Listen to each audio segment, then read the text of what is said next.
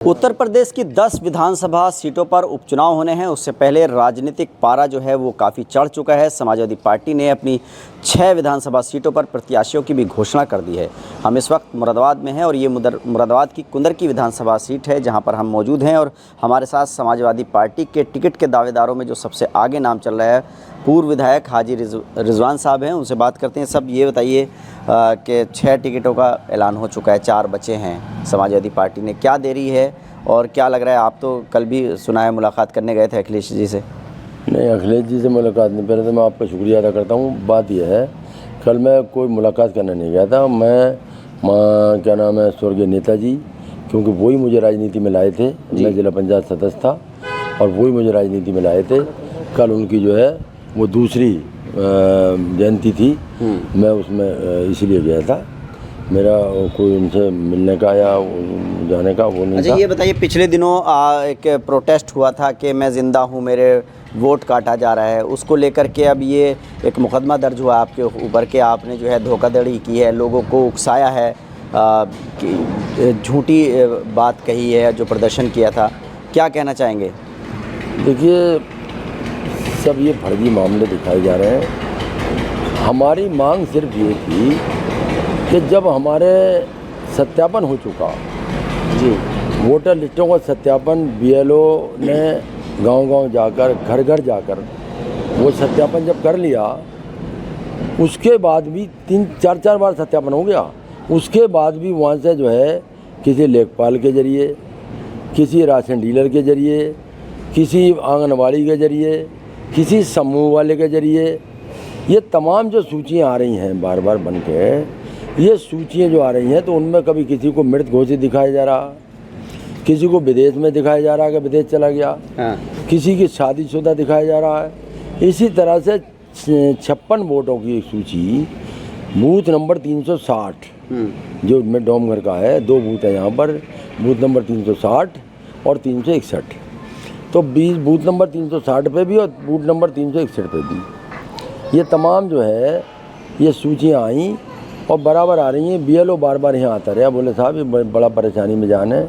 कभी आपके पिताजी को मृतक दिखा दिया जाता है, कभी आपकी भतीजी की जो शादियाँ दिखा देते हैं, हाई तुफैल की लड़की। तो आपका आरोप मतलब अपनी जगह बरकरार है कि जो वोटर लिस्टों में नाम काटे जाने की सिलसिला है वो अभी जारी है? देखिए, जिस तरह से आज भी फार्म नंबर 7 जो वहाँ से इन्होंने ऑनलाइन किए हैं, इनकी जो आपके लैपटॉप हैं उसके ज़रिए ऑनलाइन करवा के भेजे जा रहे हैं और सूचियाँ अलग से आ रही हैं। अब भी कल एक सूची आई है, तो उसमें फिर के साहब इतने मृत हो गए। जब सत्यापन इतनी बार हो गया, अब क्या चाहते हैं ये लोग? मेरी ये बात मैं ये समझाना चाहता हूँ आपको कि आखिर इनके दिल में क्या है। पुलिस ने तो मुकदमा कायम कर दिया आपके खिलाफ। देखिए, पुलिस का काम है, वो क्या कर रही है पुलिस, अब वो तो वो जाने। भाई पुलिस कप्तान के आदेश पे हुआ है। अब क्योंकि सरकार है उनकी, किसी के खिलाफ भी हो सकता है। अब जिस तरह से फर्जी दिखाया, कल अखबार में एक खबर छपी थी, मैंने खुद देखा अखबार में कि साहब वो उनके बेटे ने एक ज़मीन हथियाई। अरे सन 2014 का एक मामला था, उनके गांव का वो मामला था अहमदनगर जैतवाड़ा का। ये लड़का तो मेरा पंचायत में गया था, इन्हें पंचायत करवाई कि भाई तुम्हें इससे मामला, इसने ज़मीन खरीदी हो, इसके नाम कोई बैनामा हुआ हो, इसके खिलाफ कोई एफआईआर हुई हो, आज तक तो मुझे। वो आरोप ये लगा रहे हैं कि 2014 में आपके बेटे ने उस व्यक्ति का अपहरण कर लिया अपने साथियों के साथ में और उसकी ज़मीन जो है किसी को नाम लिखवा दी और मुकदमा इसलिए दर्ज नहीं हुआ कि सपा की सरकार थी। कितनी सच्चाई है? नहीं, 1% भी सच्चाई नहीं है इसमें। अगर सरकार वक्त थी तो उसके बाद में 7.25 साल से इनकी भी तो है। अगर कोई बहुत बड़ी उसे परेशानी थी तो 7.25 साल से योगी जी की सरकार चल रही है, इसमें उसे शिकायत करनी थी। तो हाजी रिजवान को क्या लगता है कि जो उनके ऊपर मुकदमे दर्ज हो रहे हैं या उनके परिवार पर हो रहे हैं या दबाव है, ये राजनीतिक या जो चुनाव में आप मैदान में हैं इस वजह से हो रहा है? क्या वजह है? देखिए, ये राजनीतिक दबाव है। कुछ लोग ये चाहते हैं कि मैं मैदान से हट जाऊँ। अच्छा। और ये इस तरह से जो है पूरी प्लानिंग साजिश जो है वो चल रही है कुछ लोगों के ज़रिए। मैं नाम नहीं खोलना चाहता, मैं कोई छचोरी राजनीति नहीं करता, और जो लोग छचोरी कर रहे हैं वो आज तक कुछ बने भी नहीं हैं। तो क्या अपने लोग भी शामिल हैं इसमें? हो सकते हैं, मुझे क्या पता, मैं कैसे कह सकता हूँ भाई इस बारे में, मेरी जानकारी नहीं। लेकिन हाँ, विरोधी जो हैं दूसरी पार्टियों के, वो ज़रूर ये चाह रहे हैं कि किसी तरह से मामले को हाईलाइट किया जाए, और हमारे निजी लोगों से, रिश्तेदारों से ये शिकायतें करवाई जा रही हैं। आप तो कई चुनाव लड़ चुके हैं, 3 बार विधायक रहे हैं इस विधानसभा सीट पर। क्या लग रहा है इस बार का चुनाव किस तरह का होने वाला? देखिए, इस तरह का चुनाव क्या, मुझे तो पूरा भरोसा है आवाम पे, और उसके बाद में सरकार क्या करेगी या प्रशासन क्या करेगा, अभी तो सरकार जाने, प्रशासन जाने। दबाव तो सरकार का है ही है, लेकिन प्रशासन के ऊपर, अब अभी प्रशासन अगर निष्पक्ष चुनाव कराएगा तो 100% सीट कोई दिक्कत नहीं। हाजी रिजवान कुछ दबाव में आएंगे मैदान में? नहीं, कोई दबाव में नहीं। मैंने कभी ज़िंदगी में दबाव नहीं माना, किसी तरह का दबाव नहीं माना। मुझे अल्लाह की ज़ात पे पूरा भरोसा है, और इंशाल्लाह चुनाव जो है अगर निष्पक्ष हुआ तो कोई दिक्कत नहीं है चुनाव जीतने में। कोई और भी पार्टियों के प्रत्याशी आ गए हैं, चंद्रशेखर की पार्टी के चांद बाबू आ गए हैं, और बीजेपी से आएंगे, और पार्टियों से आएंगे, MIM से आएंगे। तो क्या लग रहा है किससे होगा मुकाबला, किस तरह का समीकरण होगा? देखिए, 2017 में मैं ये बता दूं आपको जी कि भाई 2017 में भी और पार्टी लड़ी थी। हाजी अकबर साहब बसपा से लड़े थे, इसरार अहमद AIM से लड़े थे, और उसके बाद में जो है मोहम्मद नबी दूल्हा नंबरदार के वो भी लड़े थे, रमजानी लोहार भी लड़े थे। तो ये 4-5 तो मुसलमान, जब मुस्लिम एरिया ज़्यादा है तो कैंडिडेट भी ज़्यादा होंगे, ज़्यादा पार्टी मुसलमान ही होंगे।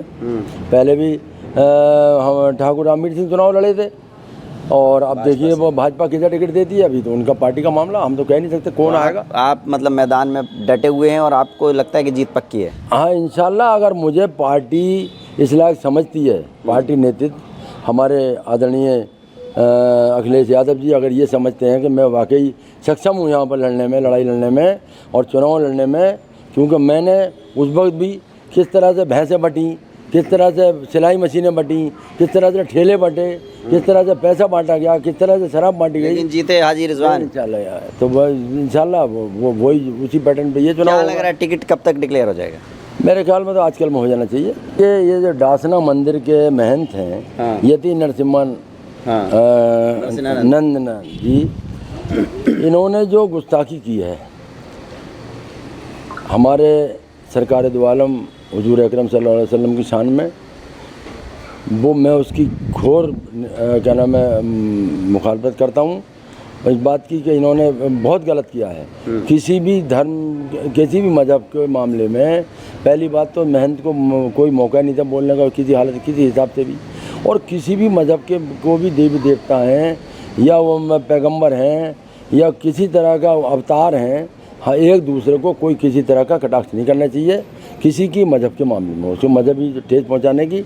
अगर उन्होंने ये किया है तो उनको हर तरह से इसकी सज़ा मिलनी चाहिए, और इसका सरकार भी जो है इसका क्या नाम कठोर से कठोर कदम उठाए और उनके खिलाफ़ जो है मुकदमा कायम करे, क्योंकि इस तरह अगर ये इस तरह से इन लोगों की हिम्मत बढ़ जाएंगी और कल को और गुस्ताखी करेंगे तो ये बात बर्दाश्त से बाहर है। देखिए, समाजवादी पार्टी के नेता हैं हाजी रिजवान साहब, 3 बार यहाँ से विधायक रहे हैं। उनका साफ तौर पर कहना है कि जो पुलिस और प्रशासन है वो सत्ता के दबाव में है, लेकिन हाजी रिजवान कहीं से भी दबाव नहीं मानेंगे और वो चुनावी मैदान में डटे हुए हैं, और उन्हें लगता है कि पार्टी 1-2 दिन में जो है टिकट का भी ऐलान कर देगी।